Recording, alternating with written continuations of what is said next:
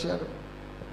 ఇశ్రాయేలు జనాంగము కొరకు మాత్రమే కాదు, గ్రీకు నాగరికత, రోమన్ నాగరికత, ఆర్య ద్రావిడ నాగరికత, మెసొపొటేమియన్ నాగరికత, ఈజిప్టు నాగరికత, టిబెటన్ నాగరికత, ఆఫ్రికన్ నాగరికత, ప్రపంచంలో ఎన్ని నాగరికతలు ఉన్నాయో అందరి కొరకును యేసు శిలువ మీద బలి అయినాడు. దేవునికి స్తోత్రం కలుగును గాక.